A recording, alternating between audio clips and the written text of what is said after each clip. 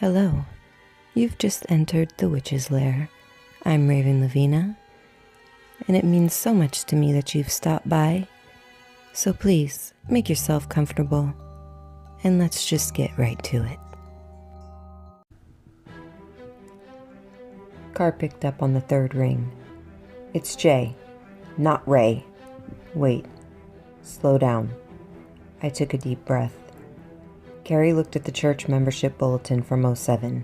She recognized Jason Fisher as the guy from 10 years ago when she... Okay.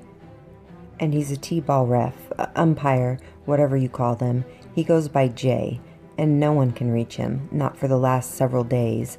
I think he's got Andrew. We have to hurry. Does your wife have an address? Address. The bulletin. It should list an address. He may not still live there, but it's as good a start as any. Okay, I'll call you back. I hung up and dialed Carrie's cell phone. After 5 or 6 rings, her voicemail picked up. I hung up and texted her, "Need Jay's address. Check the bulletin." I hopped off the couch and grabbed my keys in a mad rush to get to my truck. I climbed inside and waited, hand tapping on the steering wheel. I started to text Ryan to see if he knew Jay's address or could get it when Carrie's text dropped down at the top of the screen. 15 Franklin Drive. I texted her back. "Thank you. Is Kyle okay?" She replied, "Nursery at church. Fine." I called Detective Carr as I whipped my truck out of the garage. When he picked up, I was almost shouting. 15 Franklin Drive. That's his address. Okay, got it. I've already radioed in, and I'm heading that way. Dean, are you on the road? I turned down the radio, which was blasting some shitty pop song I'd heard a million times. Look, you know this guy is extremely dangerous. I heard his siren start its piercing wail. You and Carrie need to stay where you are, and...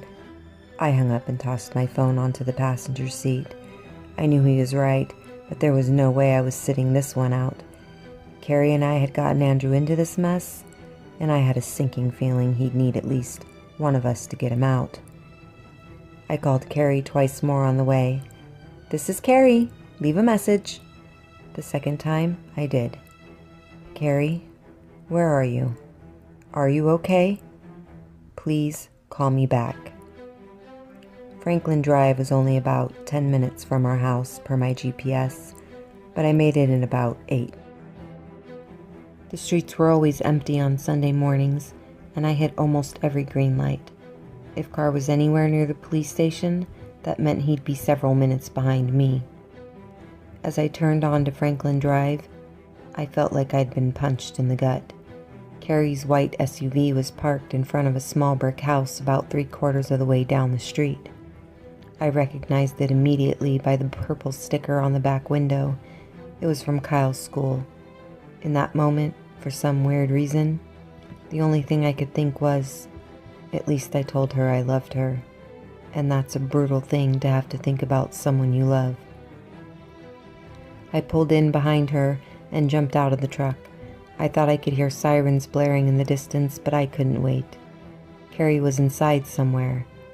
I made my way toward the front door, which was closed, but then I heard some shouting coming from the back of the house, and I saw the gate on the side of the house was wide open. I ran around the side and barreled into the backyard. Jay was standing in the center of the yard, but he didn't quite look how I expected. He was tall, over 6 feet, and had a baseball cap pulled down low over his eyes.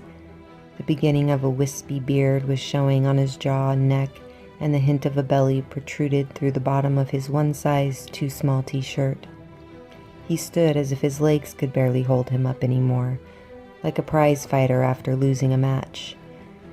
Andrew stood next to him, atop a box which sat on a tall kitchen stool. Duct tape was wrapped around both his eyes and mouth. He was standing perfectly still, hands at his side, as Jay screamed at Carrie to stay back. There was a noose around Andrew's neck, tied to the branch of a sycamore tree, which hung many feet above his head. Carrie was standing in front of me and to the left, still in her dress from church, It billowed in the breeze around her thin frame. When Jay saw me, he narrowed his eyes. I wondered when you'd show up, Dino. Such a rude one you are. Didn't your mother tell you that wasn't nice? Carrie glanced back at me, but kept her body turned toward the threat in front of her. She mouthed, "I'm sorry," before swinging her head back around. Just let him go, Jay. I held my empty hands up. I'm sorry for being rude. No one needs to get hurt. No one needs to get hurt? It's too late for that, bucko. What do you want? You, Carrie. It was always you. Why the note to the paper then? Surely there was a better way to have me. Instead, you ruined me, and you outed yourself. Because you lied to me, and I didn't want you to lie anymore. If I'd come looking for you, you never would have told Dean about our little affair, so I pushed you, and then you had a choice. Tell Dean about your little secret so he could put the pieces together, or keep it from him and let little Andrew die. Since you're here, I guess it means you came clean, and what a wonderful little moment that must have been. Now everyone will know, and no one will want you, not even your husband. He turned away from her. How's that wonderful marriage now? Do you like my sloppy seconds? Okay, you won, Jay, you won. What do you want to hurt Andrew for? I don't want to hurt Andrew. He rubbed a shaking hand through his hair. All this time. I've been good all this time. When you're good, you're supposed to get a treat. He looked back at Carrie. You told me you didn't want to have kids. You said that, and then I heard them call Kyle's name at his t-ball game, and I saw you in the stands, and I just... He swayed a bit, and when his hip bumped the stool, it almost went toppling over. Andrew reached out his arms, balancing himself, and the stool righted, but not before something fell from the back of the box behind Andrew's feet onto the ground. Jay leaned down and picked it up. It was a large kitchen knife. You just what, Jay? I needed him to keep talking. I'd heard the sirens for a moment, but they'd stopped. The police were outside. Carrie was supposed to be mine, and so was Kyle. How can we fix it, Jay? She took a step forward. Carrie. Jay, how can we fix it? We can trade. Okay, fine. Trade what? Your life, Carrie. I took a step forward, but stopped when Jay pressed the knife against Andrew's side and shook his head. Then he pointed the knife at Carrie. Your life for Andrew's, that's the deal. That's what all of this has come to. If I can't have you, no one can. It's the only way, and if you refuse...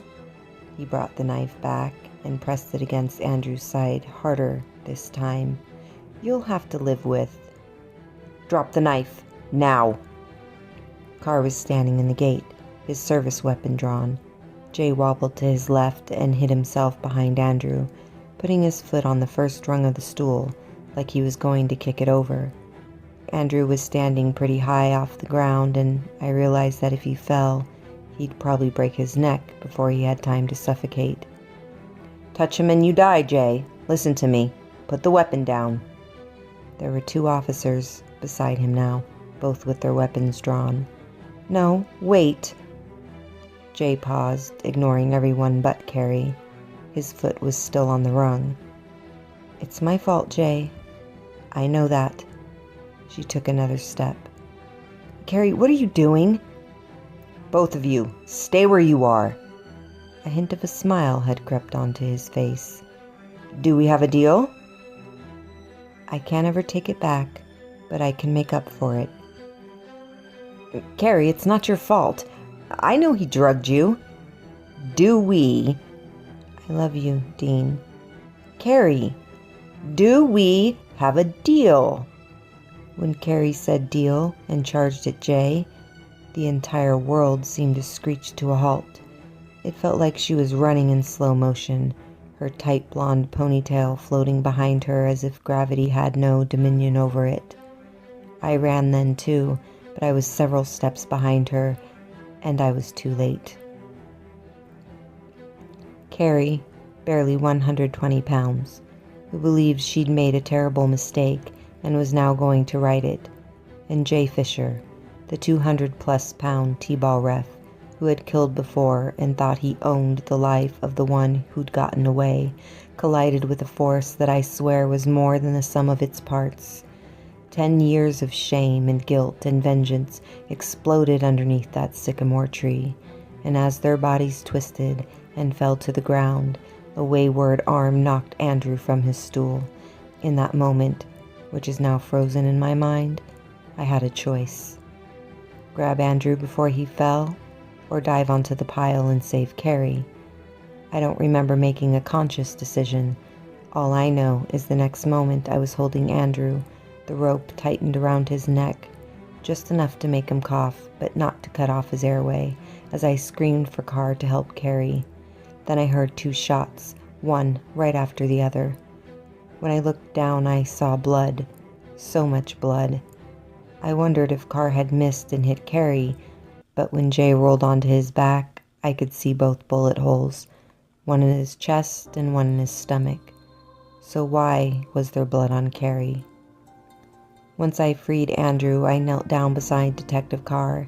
He was applying pressure to a wound in Carrie's abdomen where a red stain was spreading. When I heard her cry, it was the greatest sound I'd ever heard. She was alive. Yesterday, my entire world almost ended. Today, things seem a little brighter, but we still have a ways to go. I'm sitting in Carrie's hospital room with my laptop, watching her sleep. The knife pierced her large intestine, but missed all other major organs. So far, there are no signs of infection, and the doctors believe with rest and time she'll make a full recovery. I've replayed that moment right before Andrew fell in my brain 100 times, maybe 1,000. My heart tells me if I'd chosen Carrie, maybe she wouldn't have gotten stabbed. My brain tells me Andrew would have died if I had. I'm not sure I'll ever be able to reconcile that choice, but one thing's for certain. Now I know how Carrie felt all those years. It's tough to look deeply within yourself, admit your sins or mistakes, and seek redemption for them. I think that's exactly what Carrie did yesterday beneath that sycamore tree. She made up for the past, and I'm proud of her. Andrew was returned to his father's care, completely unharmed. From what I've heard through Ryan, Andrew's dad doesn't believe any trauma, sexual or otherwise, occurred. This should mean that Andrew will be just fine too, and that's going to make Carrie very happy when she wakes up. Once their T-ball season gets started again, oh yes, the dads are already trying to get it going, I need to remember to sit down with his dad and explain what Jay's note about Andrew meant. I hope he'll understand. Detective Carr visited the hospital earlier this morning. Jay Fisher is dead, of course, and the prevailing sentiment in the community is shock and disbelief. Apparently Jay hid his true nature pretty well. He did used to be trim and clean-cut, but word was he'd let himself go over the last couple years. Oh, and he never was an accountant. He applied to be an accountant at the only tax firm here in town, but got rejected. He didn't turn out to be a mall Santa or Easter Bunny either, so Carr got that part wrong. But they did find wigs and face paint in his home at 15 Franklin. He definitely had a thing for being a clown. And they found some other strange stuff too, other poems, just like the ones written to us, except about other people. Some written on paper, some in the white space of magazine pages, and some even on the walls. Carr's checking into the ones that contain first names and other identifying information, but I doubt I'll be privy to what he finds out. If I do, I'll let you know.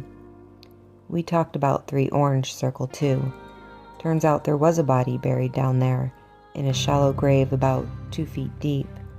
Only problem was, it wasn't Suzanne Carrington.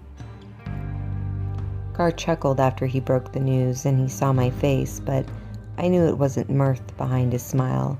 it was bewilderment. In a town like ours, you rarely come across monsters like this. For some reason, they gravitate to more highly populated areas, I guess so they can blend in with the crowd.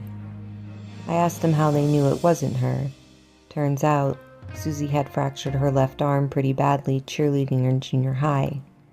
Her dad, who Carr said he called, although he hated to, asking for any features he could use to identify her, thought it was her ulna. I didn't need those records, though, Carr told me. When someone gets a bad fracture, it leaves a mark when it heals, like a scar on the bone. Whoever was buried down there in the basement had never broken either arm. I asked him whether he thought Jay was the one who killed the woman, and whether he thought he'd ever find out what happened to poor Susie. And Carr said, we'll try to identify the bones, but we'll probably never hear the whole truth, now that Jay's dead, and maybe that's for the best. Who knows how many people Jay Fisher terrorized, or how many he killed. There will be an investigation, and people will wonder, how did we miss this monster living right under our noses? And maybe there will even be some answers, despite what Carr thinks. But I think most of them are buried in the dirt with Jay.